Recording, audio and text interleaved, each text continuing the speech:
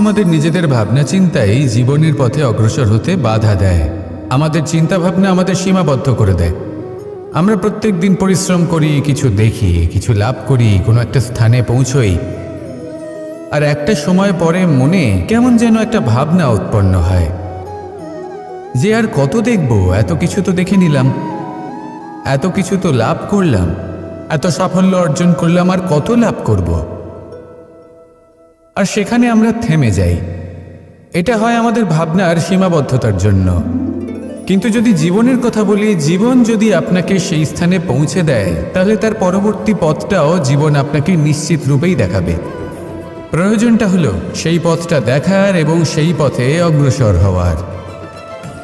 আর যেটা আমাদের জীবনযাত্রার সাথে হয়, সেটা জীবনের সাথে এবং আত্মার সাথেও হয়ে থাকে। আমরা জীবনে প্রগতি লাভ করি, বিকাশ লাভ করি, কিন্তু একটা সময় পরে আমরা থেমে যাই। আমাদের সেটাই করলে চলবে না। এই জীবনযাত্রা, প্রগতি, বিকাশ, এই সব কিছুর সমাপ্তি তখনই সম্ভব যখন জীবন সমাপ্ত হবে। তাই নিজেকে বাধা দেবেন না, নিজের জীবনের উদ্দেশ্যকে সীমিত করবেন না। সামনে অগ্রসর হতে থাকুন আর আমার সাথে ভালোবেসে বলুন, রাধা রাধা। আমরা সবাই প্রত্যেক দিন পরিশ্রম করি, কিন্তু আমাদের মনে কখনো না কখনো এই প্রশ্ন অবশ্যই আসে যে সবসময় জীবনে অগ্রসর হওয়ার জন্য সেই পথে কি চলা উচিত যেটা পূর্ণরূপে সুরক্ষিত, নাকি এমন পথেও চলা উচিত যে পথে একটু সংকটও আসতে পারে। এবার আমি আপনাদের বলবো যে বিকাশ কিভাবে হয়। ছোট্ট একটা উদাহরণ দিই বিকাশের। আমরা ছোটবেলায় কিভাবে হাঁটতে শিখি। যখন আমরা শিশু অবস্থায় থাকি, তখন আমরা একটি পা মাটিতে রাখি, দ্বিতীয় পাটি আমরা শূন্যে উত্তোলিত করি, তারপর সেই পা আমরা আবার মাটিতে রাখি, আর তার উপর ভিত্তি করে আমরা আবার অন্য পাটা ফেলি। ঠিক এভাবেই আমরা হাঁটতে শিখে যাই। এবার এক্ষেত্রেও আমরা ছোট্ট একটা ঝুঁকি নিই, আর সেটা হলো যে আমরা পাটি শূন্যে উত্তোলিত করেছি। এতে বিপদ হলো এটাই যে আমরা ভুল করে নিজের ভারসাম্য হারাতে পারি, পড়ে যেতে পারি। অনেকবার পড়েও যাই, কিন্তু তারপরে কি হয়, আমরা আবার উঠে দাঁড়াই আর চলতে শুরু করে দিই। আর ঠিক এভাবেই আমরা হাঁটতে শিখে যাই। এমন জীবনেও হয়। জীবনেও এইভাবেই কর্ম করতে থাকুন। এমন কিছু কর্ম করলেন যার ফলে বিপদ আসতেই পারে, পরাজয় হতেই পারে, কিন্তু সেটা পার করলেই বিকাশ সম্ভব। তাই কর্ম করতে থাকুন আর আমার সাথে ভালোবেসে বলুন, রাধা রাধা। মানুষের জীবনে যখনই কোনো বিপদ আসে, মানুষ নিজের আশেপাশে দেখে, অন্য কাউকে খোঁজে, ভাবে কেউ এসে তাকে সাহায্য করবে। সে আশা করে যে কোনো ব্যক্তি এসে তার হাত ধরবে আর সেই বিপদ থেকে তাকে মুক্তি দেবে। কিন্তু প্রকৃতি আমাদের এই শিক্ষা দেয় না। কখনো কোনো পাখিকে দেখবেন, একটা পাখি যখনই কোনো ঝড় আসে কি করে, একটা ঝড় এসে তার বাসা ভেঙে দিয়ে যায়, তার বাসা নষ্ট করে দিয়ে যায়। সেই পাখি কিন্তু অপেক্ষা করে না যে কে তাকে এসে সাহায্য করবে। সে কখনো আশা করে না যে কেউ এসে তাকে আশ্রয় দেবে। সে নিজেই কর্ম করে, একটা একটা করে খড়কুটো সে আবার জড়ো করে আর নিজের বাসা পুনর্নির্মাণ করে। প্রকৃতি আমাদের এটাই শেখায় যে আমরা নিজেরাই প্রত্যেকটা সমস্যার সম্মুখীন হতে পারি। কারণ ঝড় অর্থাৎ সংকট আমাদের সবার জীবনেই আসবে, তার সম্মুখীন হতে হবে আমাদের, আর সেটাও নিজেদের শক্তি দ্বারাই। তার সম্মুখীন হওয়ার সময় নিজেদের সংযত করে রাখতে হবে, আর তার জন্য নিজের ওপর বিশ্বাস রাখা আবশ্যক। আর এই কথাটা বোঝাও আবশ্যক যে যত বড়ই সংকট আসুক না কেন, তার সাথে লড়াই করার মতো যে শক্তি প্রয়োজন, সেই শক্তি আমাদের মনেই নিহিত। শুধু সেই শক্তি খুঁজে নিন আর সেই বিপদের সম্মুখীন হন। এই সংসারের কোনো বিপদ আপনাকে বাধা দিতে পারবে না। আসুন আমার সাথে ভালোবেসে বলুন, রাধা রাধা। জীবনের যাত্রাপথে সবথেকে বেশি গুরুত্বপূর্ণ হলো সম্পর্ক। কারণ এই সম্পর্কগুলো আমাদের সেই ব্যক্তির সাথে পরিচিত করায় যাদের হাত ধরে আমরা এই জীবনযাত্রার পথে অগ্রসর হই। এবার এই সম্পর্কে আপনার কথাবার্তা, আপনার ব্যবহার, এটা অত্যন্ত গুরুত্বপূর্ণ। তাই প্রশ্ন হলো, যাদের সাথে আমাদের এই সম্পর্ক গড়ে উঠেছে তাদের প্রতি আমাদের আচরণ কেমন হওয়া উচিত, তাদের সাথে কেমনভাবে কথা বলা উচিত? এর একটা বড়ই সহজ উত্তর আছে, দর্পণ। আপনি নিজেকে যেভাবে দর্পণে দেখেন সেভাবেই দর্পণের দিকে তাকান এবং কল্পনা করুন যে আপনার স্থানে সেই ব্যক্তি আছে আর সে আপনাকে দেখছে। এবার বুঝতে চেষ্টা করুন যে আপনার কেমন ব্যবহার হওয়া উচিত, তার আপনার ব্যবহার কেমন হলে ভালো লাগবে আর কেমন হলে তার অনুচিত বোধ হবে। শুধু এইভাবেই সেই ব্যক্তিকে বুঝতে চেষ্টা করুন। কখনো কোনো মানুষের ভালোবাসার প্রয়োজন হয়, কখনো পথপ্রদর্শনের প্রয়োজন হয়, কখনো তিরস্কারের প্রয়োজন হয়, কখনো কটু সত্যের প্রয়োজন হয়, বা কখনো শুধু সঙ্গর প্রয়োজন হয়। যদি দুজন ব্যক্তি এভাবেই একে অপরকে বুঝে অগ্রসর হন তাহলে এই সম্পর্ক আজীবন চলতেই থাকবে। আসুন আমার সাথে ভালোবেসে বলুন, রাধা রাধা। মানুষ সবসময় নিজেদের জীবনে ভবিষ্যতের বিষয়ে ভাবতে থাকে। কখনো উৎসাহিত হয়, কখনো চিন্তিত হয়, কখনো স্বপ্ন দেখে যে আমি ভবিষ্যতে গিয়ে খুব বড় কেউ হব, কখনো কল্পনা করে যে আমি কখনো সেই স্থানে গিয়ে পৌঁছব। দেখুন, ভবিষ্যতের কথা ভাবা অনুচিত কিছু নয়, কিন্তু এই ভবিষ্যতের কথা ভাবতে ভাবতে বর্তমানকে ভুলে যাওয়াটা অনুচিত। আজ মানে এই বর্তমান কিন্তু খুব আবশ্যক। আমাকে বলুন, আজ আপনি বর্তমানে যাই হন না কেন, সেটা এমন কেন? তার কারণটা কি? তার কারণ হলো অতীতকালে আপনার কর্ম আর আপনার নির্বাচন। সেই সকল কর্মের জন্যই আজকের এই বর্তমান কিছুটা এই রকম হয়েছে। ঠিক সেইভাবেই আপনার এই বর্তমান আপনার ভবিষ্যৎ রচনা করবে। ভবিষ্যতে এই বর্তমান অতীতকাল হতে চলেছে। আপনার ভবিষ্যতের আধার হলো এই বর্তমান। তাই শুধু স্বপ্ন দেখবেন না, শুধু কল্পনা করবেন না। যা কিছুই আপনি পেতে চান তার জন্য বর্তমানে থেকে কর্ম করুন। এই কর্মই আপনার ভবিষ্যৎ নির্মাণ করবে। আসুন আমার সাথে ভালোবেসে বলুন, রাধা রাধা। যখনই আমরা সূর্য আর চন্দ্রমার কথা বলি তখনই আমরা চন্দ্রমাকে কিছু কম বলে মনে করি, সূর্যকে বেশি গুরুত্ব দিই। কারণ সূর্যই আমাদের প্রকাশ দিয়ে থাকে, সারাদিন আমাদের প্রকাশ প্রদান করে। তার সামনে চন্দ্রমার এই তেজ কিছুটা ম্লান মনে হয়, বা দেখতে গেলে চন্দ্রমা স্বয়ং সূর্যের আলোয় আলোকিত হয় আর সেটা আমাদের কাছে পৌঁছে দেয়। কিন্তু এবার এর অর্থ তো এটা নয় যে চন্দ্রমা বিশেষ নয় বা তার কোনোই গুরুত্ব নেই। ঘন অন্ধকারে রাতের বেলায় যখন আমরা কিছুই দেখতে পাই না, তখন আমাদের কাছে এই প্রকাশ কে পৌঁছে দেয়? চন্দ্রমা। যখন চাঁদ পূর্ণিমার রাত আসে তখন ব্যক্তি তার প্রেমিককে বা স্ত্রী তার স্বামীর মুখটা সেই চাঁদের মধ্যেই দেখতে পায়। একটা ছোট্ট বালক, ছোট্ট একটা শিশুর যখন রাতে ঘুম আসে না, সে ব্যাকুল হয়ে পড়ে, আমরা তাকে আকাশের এই চাঁদকে দেখাই, তাকে সন্তুষ্ট করে ঘুম পাড়িয়ে দিই। এই চন্দ্রমা কখনো অর্ধচন্দ্রমা হয়ে, কখনো লুপ্ত হয়ে গিয়ে, কখনো আবার জাগ্রত হয়ে ওঠে, এই সংসারকে প্রকাশ প্রদান করে। সে অসংখ্য প্রাণীর পথ প্রদর্শন করে। অর্থাৎ চন্দ্রমা হওয়া কোনো অংশে কম কিছু নয়। যদি আপনিও জীবনে নিজের তেজ সংসারের কাছে পৌঁছে নাও দিতে পারেন তাতে কিছুই যায় আসে না।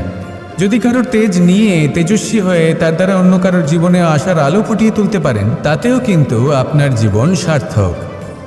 আসুন আমার সাথে ভালোবেসে বলুন, রাধা রাধা। মন এবং মস্তিষ্ক, এই দুই হল মানুষের জীবনের দুটি গুরুত্বপূর্ণ অংশ। এবার আপনি বলবেন, এই দুইয়ের মধ্যে পার্থক্য কি? দুটোই তো সমান। না, যেটা আমি আপনাকে বোঝাতে চেষ্টা করছি সেটা ভালো করে বুঝুন। প্রথম, মন। এই মন অত্যন্ত চঞ্চল হয়। এর নিজের কোনো বিবেক থাকে না, সিদ্ধান্ত নেওয়ার কোনো ক্ষমতাই থাকে না। এই মন শুধু বয়ে চলে। আর দ্বিতীয় হলো মস্তিষ্ক, সেই অংশ যেখানে বুদ্ধির সঞ্চার হয়ে থাকে। এটা হলো জ্ঞান দ্বারা পরিপূর্ণ এবং অত্যন্ত প্রবলও হয়। বেশিরভাগ সময় জীবনের সঠিক সিদ্ধান্ত নেওয়ার ক্ষেত্রে এই মস্তিষ্কই আমাদের সাহায্য করে।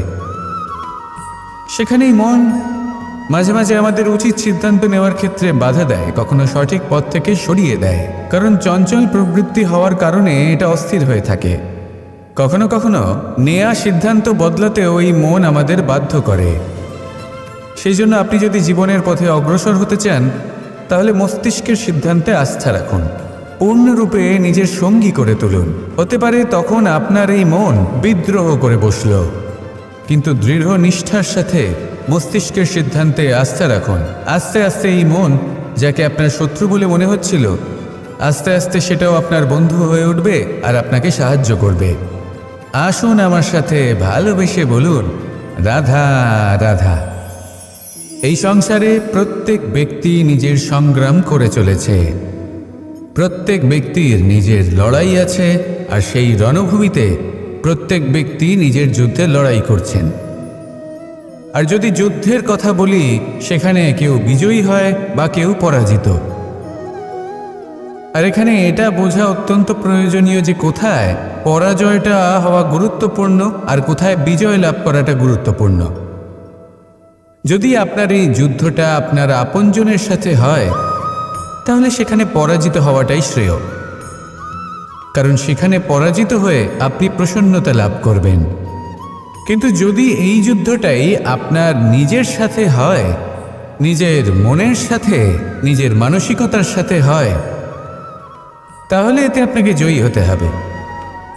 এই সংসারের যে কোনো যুদ্ধ হোক না কেন, সেটা রণভূমির পূর্বে এই মনের মাঝে লড়তে হয়। এবার যদি এই মন আপনার উপরে বিজয় লাভ করে, তাহলে রণভূমিতে আপনি পরাজিত হবেন। কিন্তু যদি আপনি এই মনের উপর বিজয় লাভ করতে পারেন, তাহলে এই সমগ্র সংসারে এমন কোনো স্থান নেই, এমন কোনো রণভূমি নেই যেখানে আপনি জয়লাভ করতে পারবেন না। আসুন আমার সাথে ভালোবেসে বলুন, রাধা রাধা। এই যে সূচ দেখছেন, এর স্বভাব হলো গেঁথে যাওয়া। আর যদি এটা গেঁথে যায়, তাহলে এটা যন্ত্রণা দেবে। আর এটা হলো সুতো। যদি এই সুতোটা কোনো ঘড়ির সাথে বেঁধে দেওয়া হয় এবং এই ঘড়িটা ওড়ানো হয়, তাহলে অন্য কোনো ঘড়ির সুতো কাটতে এটা সাহায্য করতে পারে। কিন্তু যদি সূচ আর সুতো এই দুইকে একসাথে জুড়ে দেওয়া হয়, তাহলে এটা বস্ত্র নির্মাণ করতে পারে, কোনো জিনিস জুড়তে কাজে লাগতে পারে। এটাই হলো সংগঠনের শক্তি। যদি আপনি একত্রিত হতে পারেন আর একটি দিশায় অগ্রসর হন, তাহলে নেতিবাচক শক্তিও ইতিবাচক শক্তির রূপ ধারণ করতে পারে। এই সংসারে প্রত্যেক দিন নতুন কিছু সৃজন হচ্ছে। কিছু মানুষ একত্রিত হন, কিছু নতুন নির্মাণ করেন। কিন্তু এই ক্ষেত্রে এটা বোঝা প্রয়োজন যে আমরা কেমন সঙ্গ লাভ করছি, কার সাথে আছি। যদি আপনি সুতো হন আর ঘড়ির সাথে যুক্ত হন, তাহলে হয় অন্য ঘড়ি কাটবেন বা অন্য কোনো ঘড়ি আপনাকে কাটবে। কিন্তু যদি আপনি সুতো হন আর সূচের সাথে যুক্ত হয়ে যান, তাহলে আপনি নির্মাণ করতে পারবেন, জোড়ার কাজ করতে পারবেন, শ্রেষ্ঠ কর্ম করবেন। এই কথা মনে রাখুন আর আমার সাথে ভালোবেসে বলুন, রাধা রাধা। কর্ম কে করলেন আর কে নিজের প্রাণ হারালেন? রেশমের কীট। আর লাভবান কে হলেন? মনুষ্য জাতি। এর দ্বারা আমরা কি শিক্ষা পেলাম? যে এই সংসারে আমরা যে কর্মই করি, সৎকর্ম করি বা অপকর্ম করি, তার থেকে লাভবান যে কেউ হতে পারেন। আমাদের বন্ধু হোক, পরিবার পরিজন হোক বা সংসারের যে কোনো ব্যক্তি হোক, যে কেউ লাভবান হতে পারেন, কিন্তু সেই কর্মের ফল কিন্তু আমাদেরই ভোগ করতে হয়। যদি আপনি সৎকর্ম করেন, তাহলে তার শুভ ফল আপনিই পাবেন। তার থেকে লাভবান হয়তো এই সংসারে যে কেউ হতে পারেন। সেরকমই যদি আপনি অপকর্ম করে থাকেন, তার থেকে সংসারের যে কোনো ব্যক্তি যতই লাভবান হোক না কেন, তার থেকে ক্ষতি আপনাকেই ভোগ করতে হবে। তাহলে আপনি কি সুফল চান নাকি ক্ষতিগ্রস্ত হতে চান সেটা নির্ভর করছে আপনার কর্মের ওপর। তাহলে ভেবেচিন্তে কর্ম করুন আর আমার সাথে ভালোবেসে বলুন, রাধা রাধা। প্রতিষ্ঠা এবং চরিত্র মানুষের জীবনের দুটি গুরুত্বপূর্ণ অংশ। যখন মানুষ ধন অর্জন করে, ঐশ্বর্য লাভ করে, জীবনযাপনের সামগ্রী ক্রয় করতে পারে, তখন সে প্রতিষ্ঠিত হয়। আর এই চরিত্র, সেটা হলো মানুষের শ্রেষ্ঠ স্বভাব আর তার সৎকর্ম, এইসবের ফল। মানুষ এই প্রতিষ্ঠাকেই নিজের জীবনের অস্তিত্ব বলে মনে করে ফেলেন, আর সেটা অর্জন করার জন্য সব কিছু করতে প্রস্তুত হয়ে যান, এমনকি নিজের চরিত্রকেও বাজি রাখতে প্রস্তুত হয়ে যান। কারণ মানুষ একটা কথা জানেন না, যে যদি প্রতিষ্ঠা নাশ হয়ে যায় তাহলে তার দ্বারা কিন্তু জীবন নাশ হয় না। আবার পরিশ্রম করে, নিরন্তর প্রয়াস করে প্রতিষ্ঠা আবার অর্জন করা সম্ভব। কিন্তু একবার যদি আপনার চরিত্র নাশ হয়ে যায় তাহলে আপনার জীবন পূর্ণরূপে নষ্ট হয়ে যাবে, এই কথাটা নিশ্চিত। আর আবার এই চরিত্র নির্মাণ করা সম্ভব নয়। মানুষের জীবনের আসল অস্তিত্ব হলো তার চরিত্র। যদি কোনো ব্যক্তির চরিত্র অত্যন্ত শ্রেষ্ঠ মানের হয় তাহলে সে এই সংসারের সব কিছু লাভ করতে পারবে যেগুলো তার প্রয়োজন। হতে পারে সে যাবতীয় ভৌতিক সামগ্রী সেই মাত্রায় হয়তো সে নাও পেতে পারে যতটা আমরা কামনা করছি, কিন্তু তার জীবন এবং তার অন্তর্মন সুখ এবং আনন্দ দ্বারা পরিপূর্ণ হয়ে থাকবে, এই কথাটা নিশ্চিত। সেই জায়গায় এমন অনেক ব্যক্তি যারা প্রতিষ্ঠিত, তারাও কিন্তু অন্তর্মন এবং জীবনের এই সুখ লাভ করতে পারেন না। এবার আপনি কি অর্জন করতে চান সেটা আপনাকে বুঝতে হবে। আসুন আমার সাথে ভালোবেসে বলুন, রাধা রাধা। করা হলো অত্যন্ত গুরুত্বপূর্ণ। তিনি আজীবন ধন অর্জন করতে থাকেন, ধন অর্জন করার চেষ্টা করতে থাকেন। সে যাই হয়ে যাক না কেন, পরিশ্রম করতে থাকেন। স্বাস্থ্যের দিকে নজর দেন না, না উচিত সময় খাবার খান, না উচিত সময় ঘুমোতে যান, না পর্যাপ্ত সময় পর্যন্ত ঘুমন, কিছুই না।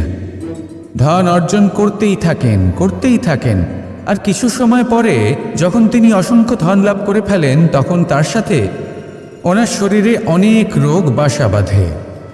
এইসব রোগের উপচার করতে করতে সেই সমস্ত ধন যা উনি অর্জন করেছেন তা তিনি ব্যয় করে ফেলেন। শেষ পর্যন্ত কি হয়?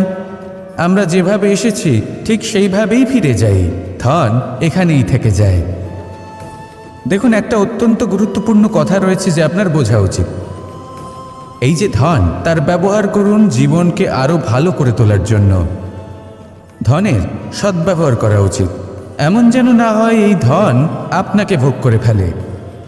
এই জীবনকে নিশ্চিত রূপে আরও শ্রেষ্ঠ করে তুলুন। কিন্তু এই ধন অর্জন করার এই প্রক্রিয়াতে নিজের সারা জীবনকে নষ্ট করে ফেলবেন না। এই জীবন উপভোগ করতে শিখুন। আর আমার সাথে ভালোবেসে বলুন, রাধা রাধা।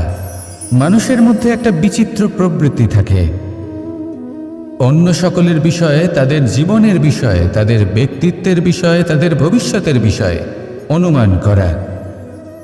এটা হলো অনুচিত।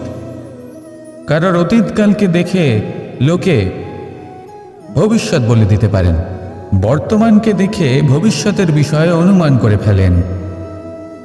উদাহরণ দিতে হলে বলবো, কোনো দাসকে দেখুন, ওকে দেখে লোকে বলে যে ওর ভবিষ্যৎ সেটাই হতে পারে, অনুমান করে ফেলেন। আর এই রাজাকে দেখুন, উনি তো কত সুখী হবেন, উনি তো জগতের সব থেকে অধিক সুখী মানুষ, কত সুখ সুবিধা আছে ওনার কাছে, ধারণা করে ফেলেন। তবে সত্য তো এটাই যে কারোর ব্যক্তিত্বের বিষয়ে, তাদের ভবিষ্যতের বিষয়ে আপনি পূর্ণ সত্য কখনোই বলতে পারবেন না, শুধু অনুমান করতে পারবেন। আর এই অনুমান করে সত্যি কোনো লাভ হয় না, কারণ এই কাল সেটা হলো অত্যন্ত শক্তিশালী। কালো থেকে কালোতর কয়লাকেও হিরেতে পরিণত করতে পারে, অনেক বড় বড় রাজাকেও বিদূষক বানিয়ে ফেলতে পারে এক মুহূর্তেই। তাহলে আপনি অনুমান করে কি লাভ? কি পেলেন অনুমান করে? সেই জন্য কারোর বিষয়ে কোনো অনুমান করবেন না। তার ভবিষ্যতের বিষয়ে অনুমান করতে যাবেন না, কারোর বিষয়ে কোনো ধারণা করে নেবেন না। কিছু করতে হলে ভালোবাসুন, সবার মধ্যে ভালোবাসা ছড়ান, সবার মধ্যে ধন্যাত্মক ভাব ছড়ান। এই মন প্রসন্ন হয়ে বলবে রাধা রাধা। কেউ বলে জীবন খুব ক্ষণস্থায়ী, কেউ বলে জীবন হলো একটা সুন্দর স্বপ্নের মতো, আবার কেউ বলবে জীবন হলো এক কঠোর সত্য। কিন্তু জীবন আসলে কি? জীবন হলো আপনারই প্রতিবিম্ব, একটা দর্পণ। অর্থাৎ আপনি জীবনকে সেইভাবেই পাবেন যেরকম আপনি নিজেকে প্রতিপন্ন করবেন। যদি আপনি দর্পণের দিকে তাকিয়ে হাসেন, তাহলে আপনি সামনে হাসি মুখী দেখতে পাবেন। এবার যদি আপনি গম্ভীর হয়ে থাকেন, তাহলে আপনি একজন রুষ্ট ব্যক্তি দেখতে পাবেন। শেষে সবথেকে বেশি গুরুত্ব